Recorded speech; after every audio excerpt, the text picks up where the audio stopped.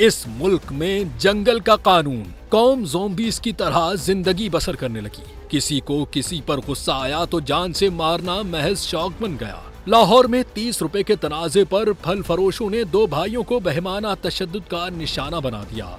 रायविंड में इंसानियत को शर्मा देने वाला वाकया पेश आया, जहां 30 रुपए पर होने वाले झगड़े ने दो भाइयों की जिंदगी निगल ली। सड़क पर फल की कीमत पर होने वाली बहस देखते ही देखते सफाक तशद्दुद में बदल गई। फल फरोशों ने दो भाइयों वाजिद और रशीद को तशद्दुद का निशाना बनाया, जिसके बायस बड़ा भाई वाजिद मौके पर ही जान की बाजी हार गया और अब 2 रोज बाद दूसरे भाई रशीद ने भी अस्पताल में दम तोड़ दिया। सोशल मीडिया पर वायरल वीडियो ने हर दिल को दहला दिया, जहां दोनों भाई खून में लथपथ जमीन पर पड़े थे और मुल्जिमान सरेआम डंडों से हमला कर रहे थे।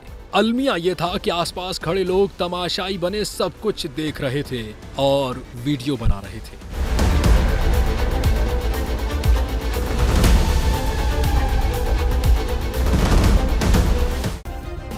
सब्सक्राइब करें और बेल दबाएं ताकि कोई खबर रह न जाए।